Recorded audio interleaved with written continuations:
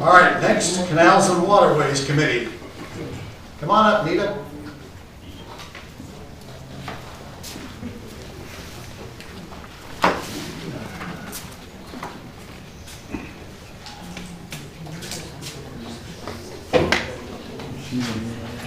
I'm Nita Smith from the Canals and Waterway Committee, and I'm lucky on my committee there's 5 of us, and there's people from all sides, and those in the middle, and those on no side, and we get along.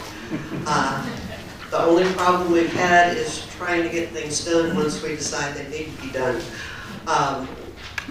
The markers need to be done yesterday, as Richard pointed out. We want to make it very clear that we've been saying this for a long time, because if something does happen, we want to say loud and clear, we told you so, it needed to be done yesterday. Same thing is true when it comes to the no wake signs. We've been begging, they cost $80 a piece. We even go out and put them up ourselves, free. We still can't get the no wake signs, although I understand now they are going to be ordered. I managed to beg and borrow some from CETA, free advertising for them. And then our committee this last time voted unanimously that we need to finish the bulkhead survey. I know there's a split decision on that, but the reason we decided that is we've only surveyed 1/4 of our 32 miles. And the 1/4 surveyed is our newest section. Our bulkheads are 40 to 50 years old. As a homeowner, I would like to know what my bulkhead looks like. We think it needs help. We need it so that we can focus where we need to focus our attention to repair and replace bulkheads before it's too late. We need a baseline, an overview for planning. How do we know what we need to do if we can't look at the map like the 1/4 we have and say, uh-oh, these are red and orange. We need to take care of those first. We only have that for 1/4, the area over by Seacons. It would also perhaps give us a basis for saying, yes, we do need to hire more people to do bulkhead cap repair and fix washouts. We've been saying for quite a while, we need at least 1 more crew working. We're calling in washouts and caps falling off. They're having to wait a year, 2 years. I think it's getting worse. I went back and went through the reports for the last, from 2013 to 2016. I don't have 2017. In 2013, we repaired 10 washouts. That's 10 places, 10 properties. 2014, 29. 2015, 35. 2016, 42. I don't have 2017. This tells me we need that survey finished. We just have to. And we need to find where the places are. We need to get to them before the washouts occur, if possible. Primavera is another prime example of why we need a survey.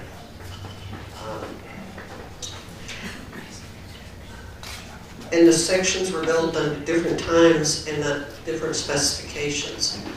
And so you survey one that's built at one time with one set of specifications, you can't draw any kind of good conclusions to the section over here built at another time with a different set of specifications. And so our committee would like for the board to vote to go ahead and finish the survey until all 32 miles are done. It does not have to be by the same company, but it needs to be done. And I hope somebody here will make that motion. Okay. We're on record. We said it should be done. And I'll leave it at that. Question for you. How many signs were you able to get from CETA? When I called the man today, he was out on an airboat. So the conversation was limited. He promised me the 3 4 by 8 foot signs up and down the main canal that we lost in Harvey. He had agreed to stretch his budget as far as he could, but he had to check with somebody up above, I believe, and so until I get back from him, I don't know. We need 40 signs. That will do 20 posts. I know that sounds like a lot. We have north and south canals. The south canal is pretty long, bends around. So 20 signs in South Canal means 10 posts. You look at our map, spread out 10 posts that say no wait, it doesn't go very far. And weights are one of the things that does the most damage to our bulkheads. Causes the washouts, not to mention our decks and docks. So, Carter, did you have a question? Yeah, are there rules about the no wake signs? I mean, they have to be a particular size and all this other stuff. Or why do they cost $80? Can't we just get them made in plastic and replace them every 10 years? Plastic doesn't last long down here, obviously, with the sun and that sort of thing. They need to be at least 2 feet by 3 feet, or people can't see them until they're already on top of them. We did put up some smaller signs that got ordered by mistake, and when you got the boat, you can't see them until it's too late. Are there federal rules or some kind of? No. No. No, other than the sheriff's boat is out here now patrolling, and I've been told they're patrolling anywhere from 3 to 4 days a week at random times, and they have actually written a ticket over $200 for somebody for unsafe boating. They too said we need more no-wake signs before they feel comfortable writing tickets. They gave a lot of warnings, and they were surprised because they said over 90% of the people they stopped lived here. So all the people here saying it's the people coming in using our boat ramps, it's not our neighbors, folks, not true. It's 90% our neighbors. Marta. Nita, one solution might be if CETO is ordering them, maybe we can get them to order 40 signs and then we reimburse, or we purchase the part. We said we purchased 20, they donate 20, and then maybe we can work with Blue or one of our other contractors to get them in place as soon as possible. I'd be happy with that, but somebody's going to have to explain to me the sales tax stuff. And actually, the other problem is that there's CETO advertising. Yeah, pretty much. they're not. So they're actual not the white with the red circle with the no weight or the cross Has through their no phone weight. number on it. So we were saying let's do 50-50 split. We That's get what I'm talking about. half of them for free from CETO for their advertising, and we purchase the other half of them. And the other half be the regular orange and white and black ones with the circle that everybody's used to seeing. The CETO ones actually say pay attention, slow down underneath the no wake. So I think maybe the variety alternated may get some people's attention that are used to avoiding the regular signs. You're not going to put them in. You're not going to put them in front of my house, right? We're going to put them on the posts where they used to be. A lot of people have been asking us for no wake signs to put on their deck. And I did find out Mail-and-More actually will make little banners that actually the wind will blow through. You can get 2x4, 3x4 for less than $100. So anybody that wants one, go to Mail-and-More and put one on your deck. All right. Thank you. One more. I would like to address, has everybody got their buttons turned off? Just on. No, she doesn't. She didn't have her. Turn your mic off. There we go. All right, this is working better. All right, Nick and I and Vicki spent a great deal of time really exploring the GIS survey.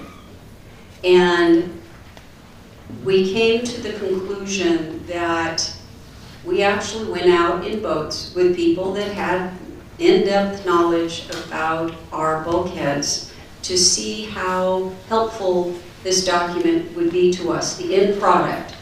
It's a Google map with a bunch of little red and green dots where all our bulkheads are.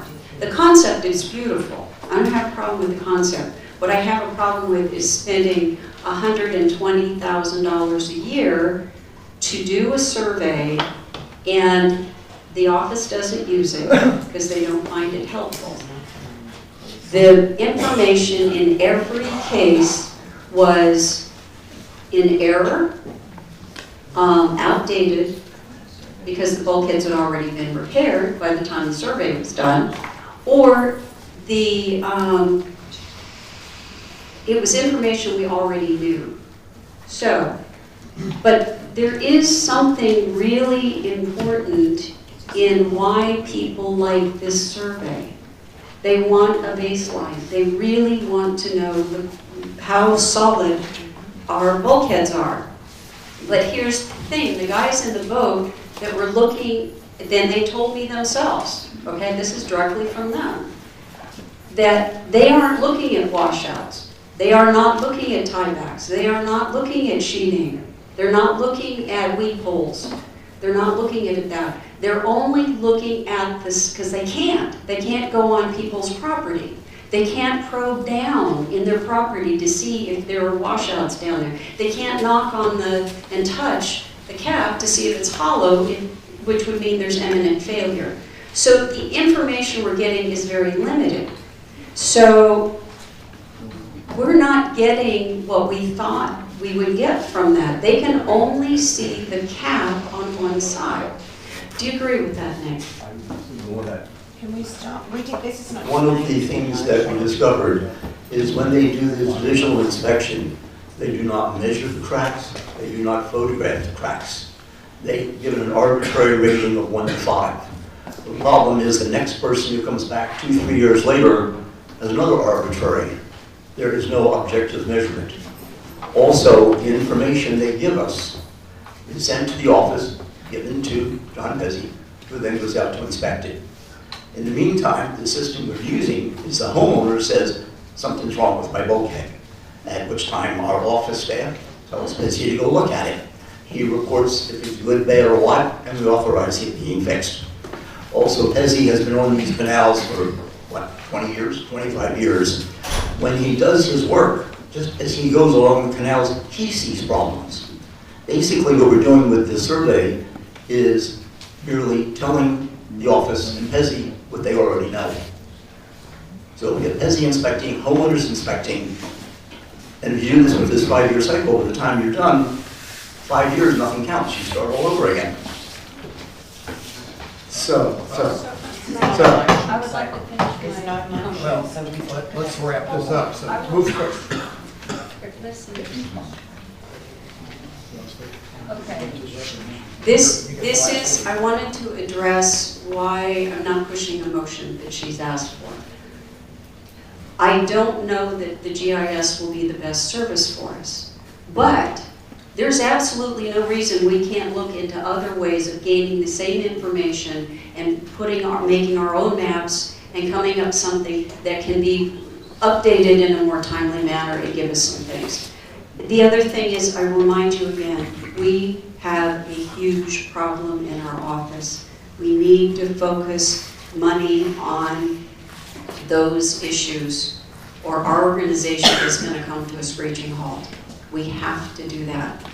In the meantime, I'm happy to look into these issues. I'm sure everybody else here is, because we want to have that system work the best possible for making sure our bulkheads are secure. Thank you. Last word, Carter? So, there are actually rules and definitions and engineering things, and I don't pretend to know them, but I depend on people that do, to inspect these bulkheads. Marta, it was not $100,000 a year. Yes, it is. No, it wasn't.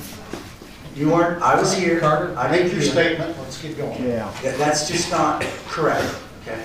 To keep the GIS up, it was nowhere near that. Anyway, the point is there are only a couple of people that do this sort of thing. And what you just did on film, again, is throw Hanson Engineering under the bus. And that, you just gotta stop doing that.